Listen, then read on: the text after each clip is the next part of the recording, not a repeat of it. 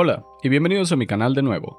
¿No les pasa que hoy en día hay cosas que recuerdan con cariño pero que ya no existen? Y no hablo de una economía estable o trabajos con buenos salarios, esas fantasías se fueron hace mucho tiempo. Me refiero incluso a géneros enteros, y para celebrar octubre quise recordar cómo empezó mi gusto por el género del horror, y tiene que ser a través de un subgénero que hoy en día está más que extinto, el horror infantil.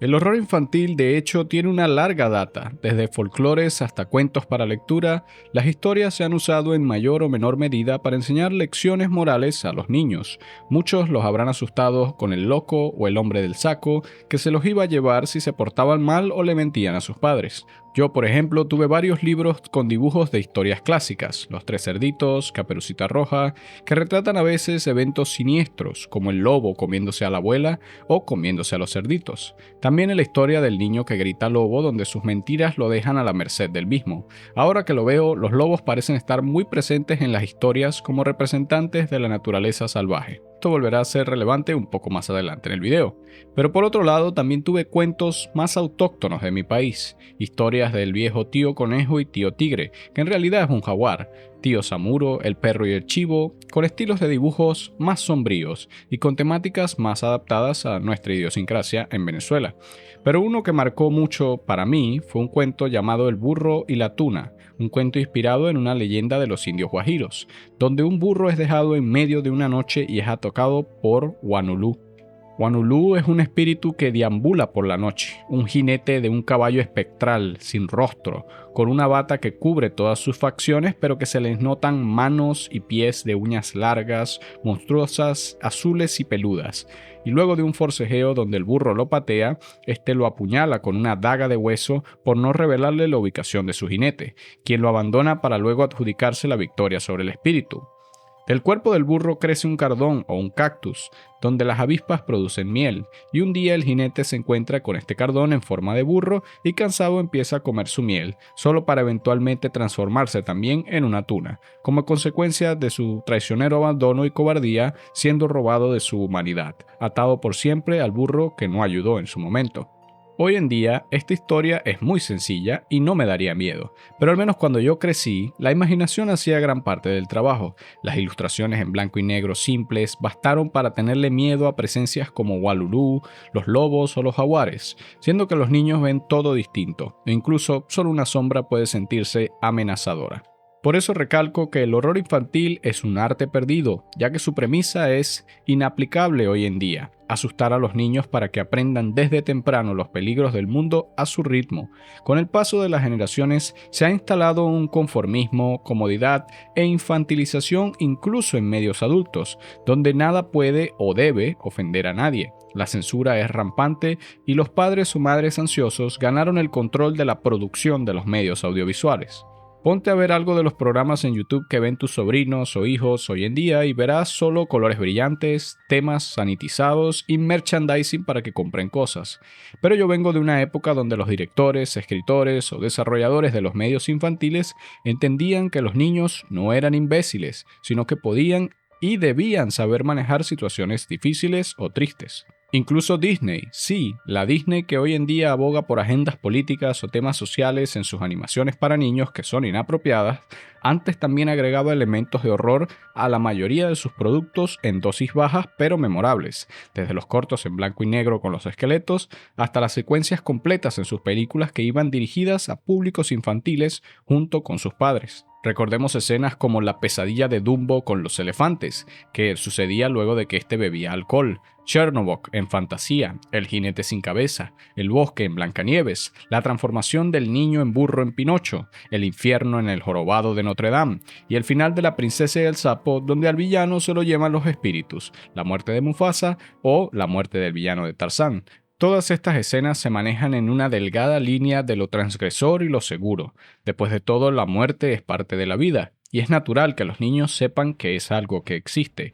obvio, sin ser muy gráficos o mostrar muchos detalles, pero dándoles a entender que es un aspecto que existe en la realidad. Por otro lado de las películas tenemos otras franquicias, como la saga de la Tierra antes del tiempo, con la muerte de la mamá de Pie Pequeño y el T-Rex amenazador, el búho en El secreto de Nim y claro, joyas del stop motion como Una pesadilla antes de Navidad, que puso de moda la temática de Halloween, y luego películas como El cadáver de la novia, Coraline o Frankenweenie continuaron esta tradición. Y hablando del Halloween, el mes de octubre y horror, mucho antes de ser una festividad para los adultos donde se estrenaban películas de horror, es en realidad una festividad que mezcla cristianismo y fiestas paganas como la Navidad, para celebrar la víspera de Todos los Santos, pero que luego se hizo algo más cultural y comercial con la iconografía de las calabazas, jack-o'-lantern y la costumbre de truco o trato, las casas decoradas y las bromas. Muchos fundamentalistas cristianos o personas que no saben leer dirían que es una celebración satánica, porque se hace referencia a los fantasmas, la muerte, espectros y el lado oscuro de la vida en general. Pero la verdad es que la mayoría de las personas es solo una etapa del año como el verano o la Navidad. Casi nadie lo toma tan en serio porque existe cierta irreverencia, ya que no se hace con motivos malignos, sino sarcásticos o incluso infantiles. Principalmente la idea es no tenerle miedo al miedo. Es cierto, esta tradición es ajena a muchas culturas latinas, excepto México, que tiene el Día de los Muertos equivalente. Pero como era una tradición en Estados Unidos, esto se exportó al resto del mundo y creo yo hizo a los niños de esas generaciones un poco más certeros y conscientes de los aspectos poco agradables de la vida, el miedo, la muerte o la oscuridad. De cierta forma es como una terapia de exposición que ayuda a los niños a madurar o obedecer y de practicar sus reacciones ante estas emociones en ambientes seguros, como en casa o junto a sus padres, antes de encontrarlas en el mundo exterior. Es parte de crecer, y yo creo que es una pieza que le han robado mucho a los niños, dejándolos como adultos sumamente sensibles y vulnerables a cualquier perturbación.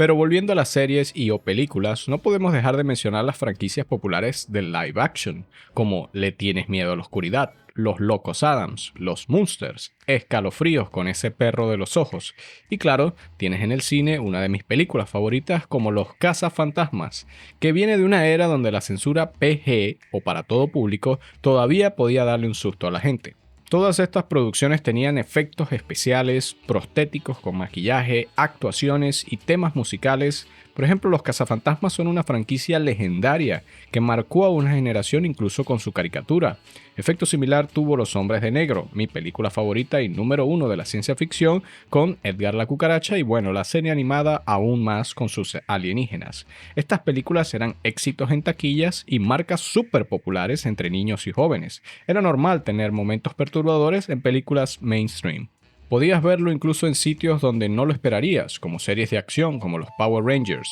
Sennaku, el Lobo Orc, la historia de Ryan con Diabólico, la misión de rescate en Lost Galaxy, la transformación de Traquina, en In Space la transformación del insecto, o para mí el villano que más me causó repelús por su apariencia e historia, Ransik, y su necesidad de tomar el líquido que lo mantenía estable o si no,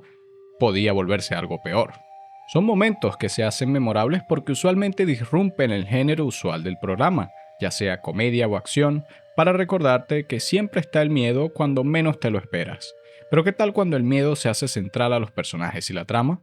Bueno, aquí podemos encontrar series que parodian de frente el género del horror, como Las sombrías aventuras de Billy y Mandy, donde Puro Hueso, la muerte, se hace sirviente de dos niños, trayendo a colación todo el inframundo en aventuras entre cómicas e espeluznantes, que puede retratar distintos tipos de miedo. Recuerden la claustrofobia o miedo a los payasos, retratado en el episodio Nos destruirán a todos. También hay otras series que tuvieron episodios que hicieron muy famosos ciertos íconos del horror, como Turno de Ultratumba de Bob Esponja, que fue acreditado por el director del remake de Nosferatu, Roger Ebert, por hacer que el personaje fuera reconocible para audiencias jóvenes. Por el lado de la ciencia ficción está Invasor Sim, una serie tremendamente bizarra por su premisa y ejecución, con episodios que de verdad hacían a muchos cuestionarse de qué se trataba, nunca en un mal sentido, sino más bien porque era muy extraña, y eso llamaba la curiosidad por sus temáticas súper excéntricas. Y hablando de ciencia ficción, no podemos olvidar al Ben 10 original, que hizo todo un homenaje a la idea clásica de la ciencia ficción de las películas de los años 40, 50 y 60. Recordemos que aquí los aliens son héroes de acción, pero siempre tuvieron momentos que le subían el tono al miedo. La idea de la dimensión del proyector como una prisión galáctica, Vilgax el Conquistador y su persecución, los aliens que reemplazan a las personas, que es un homenaje a la película de los invasores de cuerpos, Son Bozo el payaso, pero de todos los antecedentes, el centro del horror de Ben 10 es un solo alien, fantasmático. El único alien que nadie quería tener de juguete, intangible, invisible, capaz de volar y con una capa de piel que escondía algo hórrido debajo, tanto fue su nivel que tuvo su propio arco narrativo, donde éste empieza a controlar a Ben, lo acosa con pesadillas, posee otras personas y por poco nos sume al mundo en una oscuridad radioactiva eterna, con una ayuda clara de los demás monstruos clásicos de Universal transformados en aliens, el hombre lobo, con su historia de transformación, la momia, con su historia de corrupción y una tumba maldita, y Frankenstein desarrollando tecnología que podría destruir al mundo, teniendo incluso que viajar al espacio y confrontar la verdadera forma de fantasmático debajo de su capa protectora y tener que enfrentar el mayor de los miedos para salvar a la Tierra de un apocalipsis oscuro. Bastante elevado, pero estaba lejos de ser la única que le subía el tono. Incluso series más infantiles como Las Chicas Superpoderosas tuvieron episodios centrados en el villano él, donde su futuro era un post-apocalipsis de pesadilla donde la humanidad yacía bajo su dominio, tan profético porque todos sabemos que él es una versión para niños del diablo. Otro personaje memorable es el de Abra Cadáver, quien por su diseño y motivación supo generar algunas pesadillas. Y por supuesto, entre otras series y películas que se me deben estar olvidando, ya debo llegar a los pesos pesados, los dos titanes que marcaron dos grandes épocas, que son íconos de este subgénero y casualmente ambas están centradas en un canino temeroso como protagonista. Primero está el fundador de toda la tendencia, Scooby-Doo, ¿dónde estás? Es una franquicia que no necesita presentación, está en emisión desde los años 70 y ha unido a generaciones enteras con una premisa magistral, un perro que habla y cuatro adolescentes entrometidos que resuelven misterios en una van. Ya con esto podemos ir a la serie clásica, donde el enfoque es un horror ligero de fantasmas, monstruos o aliens que son falsos o que deben ser desenmascarados como malhechores humanos que se aprovechan de la superstición de otros para cometer delitos, usualmente con planes elaborados que el equipo de Misterio a la Orden logra descubrir. Persecuciones, planes y trampas que salen son una fórmula que lleva casi 50 años y que sigue andando. Pero además de las repeticiones de la serie clásica y sus distintas secuelas, spin-off, demás, voy a mencionar las que me parecen a mí de mayor importancia entre todas. Scooby y los 13 fantasmas me gustó porque ya confrontaba la idea de traer fantasmas reales que debían ser recapturados. Continuamos con What's New Scooby-Doo, la serie de los 2000, que incluyó temas como la realidad virtual, la IA, fantasmas, criaturas marinas y seres antiguos que empezaban a darle un poco más de peso.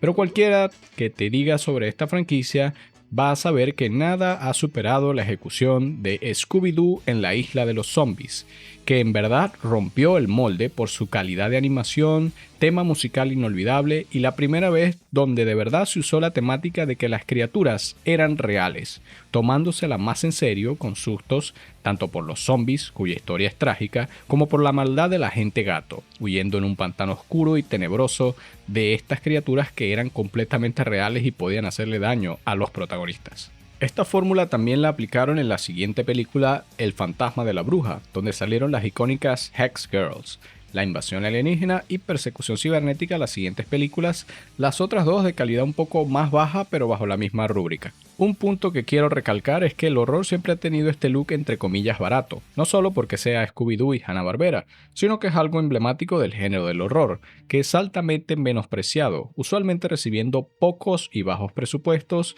y publicidad, teniendo que luchar con los ejecutivos a pesar de que ha probado ser bastante lucrativo, incluso más que muchas franquicias de comedia o de acción. Lamentablemente, ya sea por estigmas culturales o prejuicios, el género del horror, ya sea en series, películas o videojuegos, nunca ha tenido el mérito que debería reconocérsele por sus grandes actuaciones, dirección, música o capacidad de generar sustos. Siempre se ha visto como uno de los artes menores, y lamentablemente esto ha sido aún más para el género del horror infantil, que es aún más de nicho y aún más menospreciado porque ni siquiera es visto como horror duro entre los conocedores de esta cultura. Y nada demuestra tanto esta infravaloración y la lucha con ejecutivos como el siguiente icono del video, que es Coraje, el perro cobarde. Es una serie que yo le tengo mucho cariño porque supo traer al horror a Cartoon Network, con un estilo único, siendo retro y experimental, pero muy adelantada a su época en ciertos temas.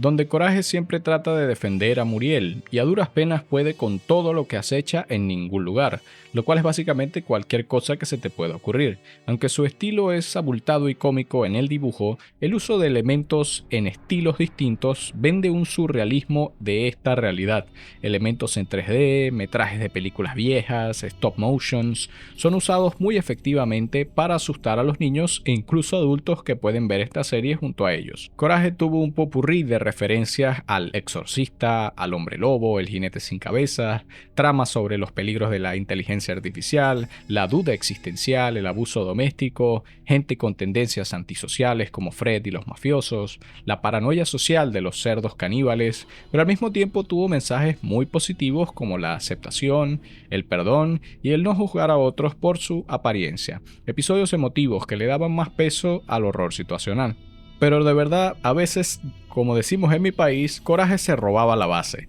Episodios como el del director Zombie, Coraje en la gran ciudad, donde está el Screamer, o la maldición del rey Ramsés con ese "devuelvan la tablilla" que queda grabado en la memoria. Sin embargo, para mí, la imagen más perturbadora que vi en esa serie fue la Casa del Descontento, donde el espíritu de la luna confronta a Justo por ser un mal granjero. Tan solo vean esto, es una cabeza humana blanca brillante sin ojos, solo cuencas negras que hablaba con una voz imponente, y de niño esto me aterraba, y ahora de adulto todavía no es algo que quisiera ver de repente en una noche. Lo peor es que el espíritu, aunque aterrador, no era necesariamente malo, solo trataba de cumplir su función como fuerza de la naturaleza. Y como era de esperarse, dato curioso, ambas franquicias tuvieron un crossover bastante disfrutable. No da miedo como tal, sino que es más bien una celebración o culminación de esa época del horror animado de entre los 90 y los 2000,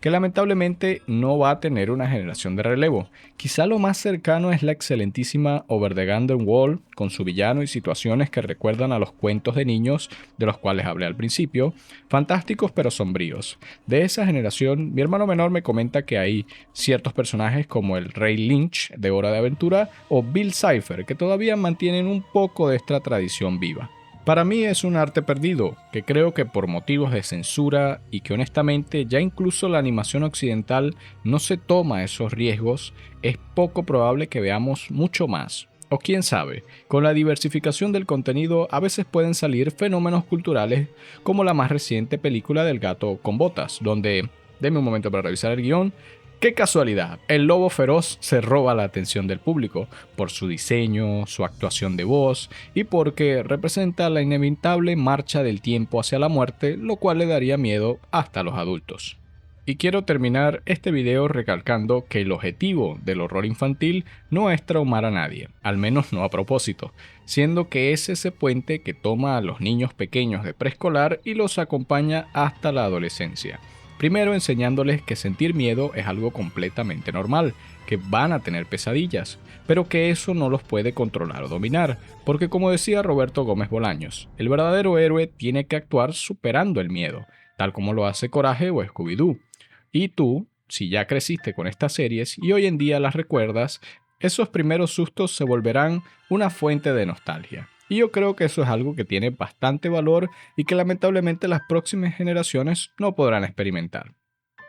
Pero bueno, al menos eso es lo que creo yo. Dime tú si recuerdas alguno de los otros momentos de esta época dorada del horror infantil y qué crees que sucederá en las siguientes generaciones donde no van a tener un puro hueso. Gracias por ver mi video y nos vemos en la próxima.